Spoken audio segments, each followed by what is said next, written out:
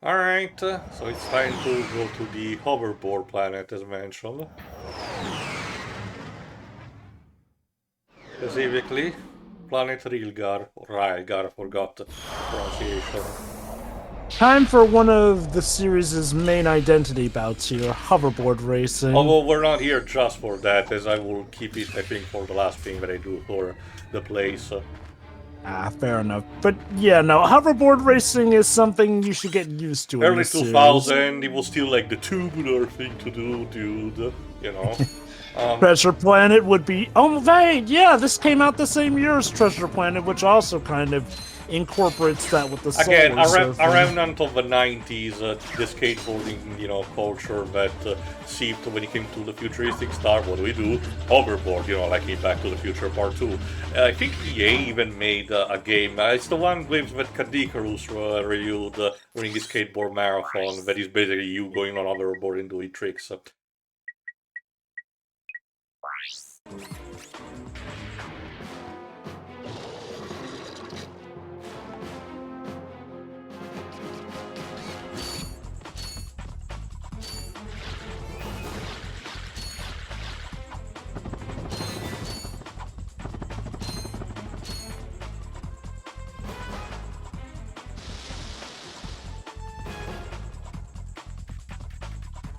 Basically, now it's time to showcase the Hydro Displacer, the gadget that you got. I don't remember the name. Again, it's very contextual, but essentially it absorbs water from one place, you cannot do it multiple times, and then releases it in another. Don't worry about potentially like soft locking or, having the risk of it to absorb two bodies of water. The game is structured in a way where, you really cannot do that. It's very safe in this feature, and it's probably just there to showcase, in this case, the practical effect of the PS2, graphical, capabilities. In this case, oh, we can move the body of water. Look how good it is, So all that being said, welcome to the sewer level. Yeah, it is a sewer level after all. I say it's better looking. Trust me, Ratchet and Clank 3 as one of its big sections when you need to farm balls. Basically starting with game 2, not all games, but a lot of the games will introduce like a farming section where you can tackle kind of like a bit as a side dungeon, where you can hunt for a specific resource that you can trade in for bolts, and as such you can farm a huge quantity of them if you're very dedicated to that. And in Ratchet and Clank 3, it's a sewer level, and it's very egregious in showcasing because it's labyrinthic, claustrophobic, full of very disgusting slime monsters, and you never see the end of it. Anyway, for this section, the water is rising very rapidly, so we need to move. But yeah, no, Tia just raised a point. As far as sewer levels go, this one is relatively aesthetically pleasing. Thank God. Yeah, basically use the... Has there ever been entire games that take place in the sewers? Sewer Shark. Yeah. Yeah. It's literally called Sewer Shark, so yeah. Okay, it's technically not a sewer, but I Have No Mouth and I Must Scream takes place below the earth pretty much. Yeah, in the underground, technically speaking, yeah. Yeah, the good thing is that the monsters get destroyed immediately, but, you still need to move, and at this point, Ratchet's air meter is not the worst I've ever seen, but, you still need to hurry the fuck up. How did Spyro ever drown in these games? Basically, Sewer Shark is an FFV game for the Sega CD, and it's not great. Like, even like taking away the sewer part, it's an incredibly annoying game because of how obtuse it is. Because in order to complete the levels, you have to shoot. You'd think you'd some better. Oh, okay, so it's a basic shooter. I just shoot everything I see, right? No, the game only cares if you shoot the rats for some reason, and the game never in any way, not even the instruction manual says this. Here's the bouncer to Qwark's trailer, apparently. You see, my friend and I need to speak to the captain already about good a matter say of the galactic Mega security. CD FMV games. I mean, I still find I'm sure the Captain Night Trap enjoyable in a cheesy way. That's why there's a remaster of it. You know, I know it technically is different, but Sewer Shark makes me think of Street Sharks, and I'm like, maybe if they had waited a few years, they could have made a better game based off of that series. Alright, so in true tradition, this poor bouncer is not paid enough, so we'll have to supply. 4,000 balls!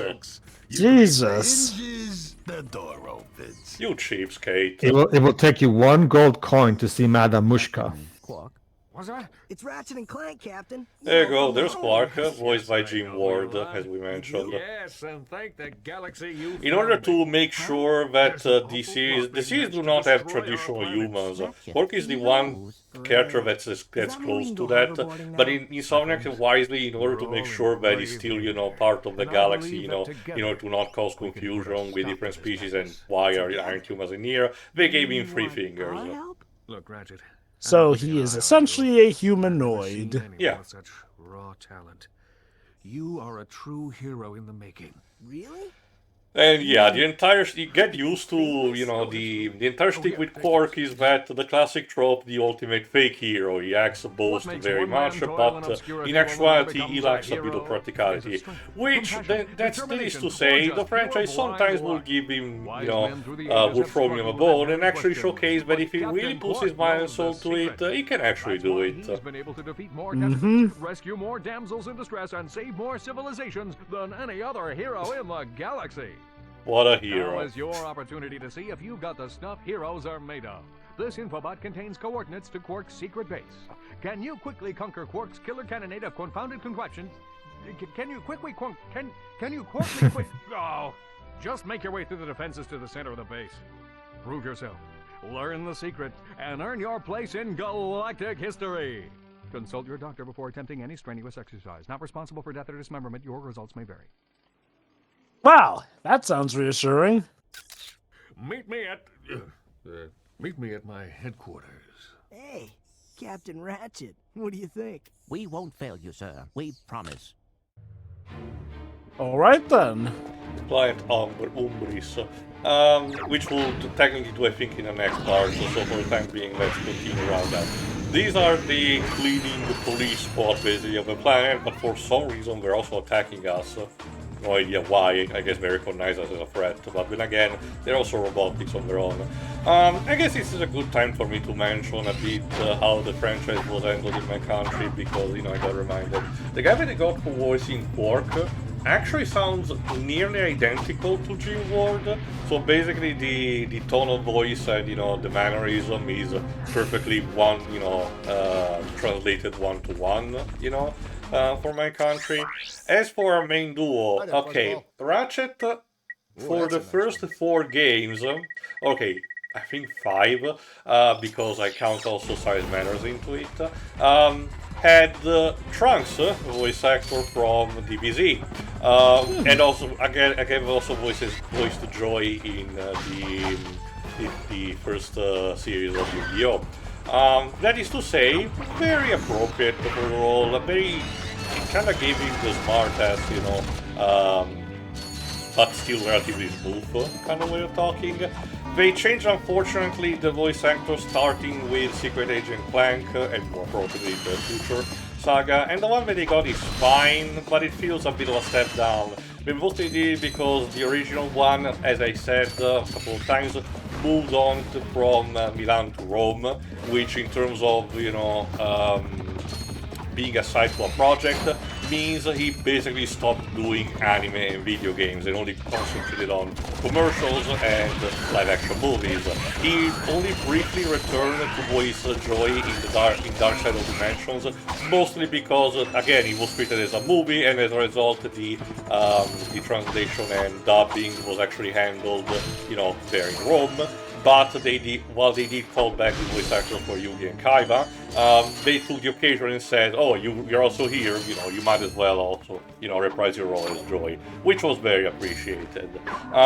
As for Clank, the guy that they got him actually also nails the tone. He's not really identical to the original, but it gets very close and definitely nails the robotic aesthetic, but still like kind of nerdy talk.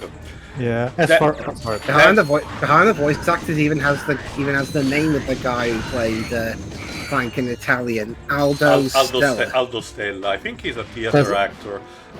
Yeah. Sorry. The thing is that not for this franchise, mind you. Again, just quickly. This is also the guy that they got in my country to voice Dr. Eggman in the Sonic game Start With Me generation, and no, he really doesn't fit instead that role. I'm sorry, I know that Mike Pollock has proven himself not to be the best person to follow these days, but in terms of voice and role association, I prefer him when it came to Doctor. You don't even know how the Italian guy sounds like, Jova. No. I was agreeing though about Mike Pollock. The Mike Pollock thing. Like, okay, yeah. I have always followed this policy of I can acknowledge that a person is a terrible person, but I won't make it seem like that automatically makes them untalented, essentially. Now, mind you, ideally, a good person should have the role, but I can acknowledge that Mike Pollock is very synonymous with the role of Eggman. Like, he did have to re-audition for that. I heard role that the Canadian guy that they got for the Netflix series was not that bad. Vegeta, yeah. Oh, yeah. That was Canadian Vegeta too, not Christopher Sabat. The original voice of Vegeta from the Ocean dub. I know him. I just forgot his name. But Brian Drum. Yeah, Brian. His name was Brian Drummond, which is funny. I know him because he voices a couple of characters in the Warhammer 40k video games. So if we ever get to those, I'll show his. All right, this being again, Insomniac is very inspired by stuff like Doom. So, of course, this franchise has its own BFG equivalent. The Rhino, specifically, rip you a new one. Again, these type of, minor edgy humor that says, your mother is not going to like this. Stolen. Look, trash can. However, the thing about the BFG is that it's most definitely an endgame type of weapon, not just because it's broken as shit, as the name, suggests in the kind of role, but because it costs a lot. Yeah. So you wanna save your balls for that. Go on, Pedro. As for my country, there's something about like the guy who voices Ratchet over here. He specializes in these kind of voices that James Arnold usually does. I know this is not James, but you know what I mean. I get it. So he was a really good choice, and the guy who plays Clank also does a good job. He doesn't sound exactly like David Kaye, but it's a close enough approximation where it's a very good voice for him. I mean, if you ask me to get who would I pick, I can't even think of an actor who would do better, honestly. So might as well go with this one. When it comes to foreign dubs, it's always interesting to see if they'll try and go for an actor that can best replicate the original English dub, or if they'll go for their own take to, in a way, kind of give the characters a bit of a different character. I'll help you there. Let me help you there, Joe. I can't speak for Italy, but I can speak for my country. Like, for example, the Portuguese voice of Mickey voices Mushu over here, both in the first movie and the second movie. The reason we didn't get someone to try to do an Eddie Murphy impression is because, trust me, you can't really get someone here to do an Eddie Murphy impression because even if you get an African Portuguese person to do it, like the way the African Portuguese people talk is very different than African Americans. I get it. So it doesn't really work. So basically, we went for a very typical funny voice that this actor specializes in. Basically, yeah, it's interesting. It's interesting you say that different countries, some try and be similar to the English ones, whereas some go in a completely different direction. It's like I was hinting at earlier. Around this time of gaming history, whenever Japan got a dubbed over a Western-made game, they typically went completely the opposite direction in terms of voice directions. Like I said earlier, the voice of Ratchet here in Japan is actually voiced by a woman, and even though she did do boy characters like Takato and Digimon Tamers, for example. I can tell you this is something that still happened, I don't know if it's very, very recent, but, still happened to some degree, because I skimmed recently just for funsies about how we handled in Japan the dub of Castlevania Rules of Shadow games, and I can tell you, the protagonist, if you remember Robert Kalai type of voice, is equivalent, when it came to dubbing over in Japan, they actually instead had voice actors, and for him they had Keiji Fujiwara, which sadly, again, passed away, but, if you remember, he's the voice actor for Reno, character like Reno from, Family 7, which really doesn't have the same kind of range, especially also Patrick Stewart's character instead is voiced by Mugi Hito, which is instead very deep in role. If you need a brain film of information, Jova, he voices Sigma in Project Cross Zone 2. Interesting. Because it's one of his main roles stable in video games. Yeah, as for my Qwark, it doesn't sound exactly like Jim Ward, but he does capture, like he gives them a very similar performance to, and if anything, he really captures the cowardly moments of Qwark pretty well, in particular. I cannot speak on a general level, Jova, because it usually depends on the people involved in the project, but most of the time, not all the time, but most of the time, they do try to get people who are close, not necessarily to an English dub, but to the country where the project originates from. It's like I said, one of the strong suit of our DBZ dub, because the voice actor instead sounds closer to the Japanese counterpart, and the real problem is instead the kind of script that they had to work with, instead. And then there's the rare James Wood version, where you actually get the original actor to dub the character trust in me. multiple languages. Well, yes, but sometimes it doesn't work for the better. I dread the day if we ever get to comment on the Lorax movie, but I have a bit of a trivia for that, and I'll just give a hint now. For some reason in my country they decided to keep them in the vehicle and make him speak Italian. Spoiler, he's not good at speaking Italian, so he sticks out like a sore thumb. That is weird. I'm guessing the reason is because he apparently has some Italian ancestry. Yeah, here's the news flash, America. Just because someone is Italian America doesn't mean they probably are, fully capable automatically to speak fluently Italian.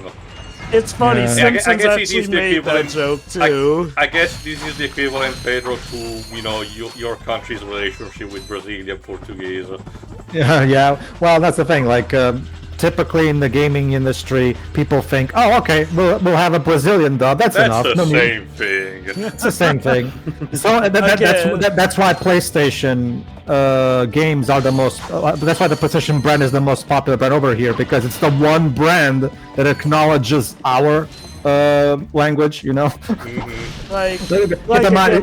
to understand. For example, look at Nintendo, where Nintendo to this day still doesn't even give their games even Portuguese text, much less a dub. So basically, Jova, most Portuguese gamers have to play PlayStation over Switch, because that way they don't have to learn a whole new language just to play video games. Oh, don't worry, Pedro. Apparently, you're, not, for your language, but you're not kind of alone in this. Apparently, starting with Gen 9 of Pokemon, if I recall correctly, they stopped localizing them in French-Canadian. So as a result, they imported the French version, which apparently, from what I've been hearing, French-Canadian is slightly different in composition from the regular French version, at least for Pokemon. So a lot of Canadians are kind of pissed at Nintendo for that.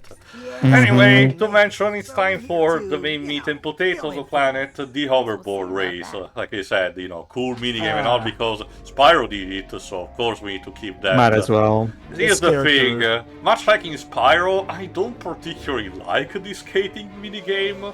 Not so much, the concept. I kind of like the idea of, having, a racing minigame of sorts on a vehicle, but I really don't like the controls, and the rubber bandy nature of the AI of the opponent, much like in Spyro 3, is very frustrating. There's a similar mechanic in Rift Apart, and that controls. Again, this is just one of those cases where it's the first game, and you can tell they really didn't quite iron out all the kinks yet. I feel like they definitely improved it in later games, obviously. But yeah, that's what I said. That's what I said. No, but that's the thing here. It's not even just in video games. Like even like for example, like when Sony brought Crunchyroll, one of the things that I was like, okay, fine. At the very least, this means that just like they do with their movie and gaming division, this means that Crunchyroll is going to start offering proper Portuguese subtitles and dubs, right? Or at the very least, subtitles. Ooh. No, to this day, if a Crunchyroll user in my country wants to watch the thing in Portuguese, or at the very least with Portuguese subs, they have to rely on the Brazilian subs because there's a Crunchyroll Portugal. There's a Crunchyroll Portugal. There's even a Crunchyroll.pt, as in Portugal, right? But no attempt has been made to even do subtitles over here for Crunchyroll. And I mean, much less. And as you can imagine, High Dive is no better. And if the quality of the localizations done by Crunchyroll is anything to go by, I don't think you're really missing that much. Again, Crunchyroll is kind of infamous at this point for a lot of stuff. I'll mention more in another occasion where it's more poignant. But just to mention quickly another thing about the tone thing that you asked, Jovan. Like I said, we had exception. The biggest one that I can think of right now that you can have a field range is actually the genie from Aladdin, because the guy that we got here sounds nothing like Robin Williams, and actually not even much like Dan Castellaneta. They just decided to have him do his own thing, which also transplanted in Quest for Camelot, where instead of actually having a duo like in the original, you're trying to bust off, it's still that guy doing two different impressions. So I think I mentioned during the commentary. Anyway, we got the first prize. We got the prize of the first place, thanks to Qwark's blessing. Also, not shown here. I don't remember exactly what the method you can do it is. I think it's still possible for this. By performing a specific action, you can actually make the breast size of that character larger. That's a thing. Anyway, you were going to say, Jova? Some dubs can be wild. Like, there's a rare example, but sometimes they'll even change the gender of certain characters just to better match with the actors that they hire. I don't think I know one. I don't think they did that for that. I am not what to talk about when we talk about the Studio Ghibli movies. We did that. I don't think they did that, but they did change the tone of voice from male to female, from female to male, to one of the characters in the Cat Returns English dub. I forgot which specific one.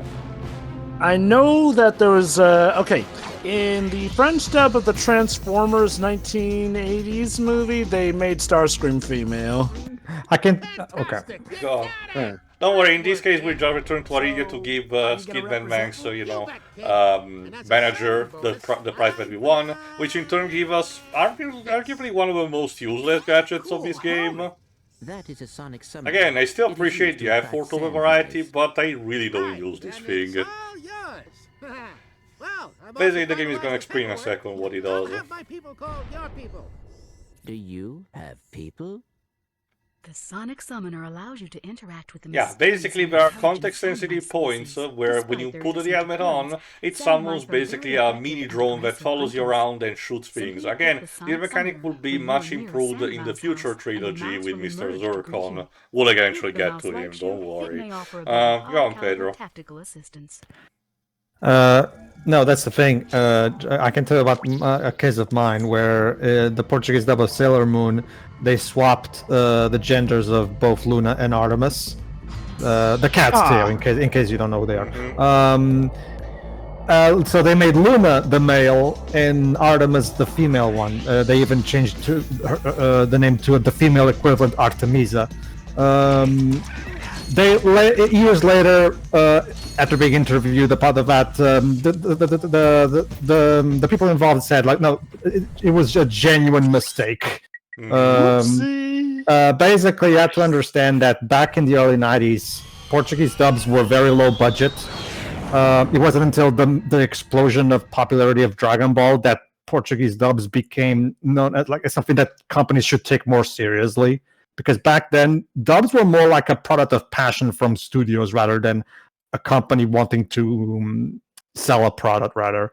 Because they would just put subtitles and call it a day. Anyway, to you, in regards to the trick that gets her breasts to grow, I believe it's the sideways somersault, basically. All right, tune in next time where we actually go to the planet where Qwark mentioned to do his trading course. See you for that. See ya. See ya. Bye.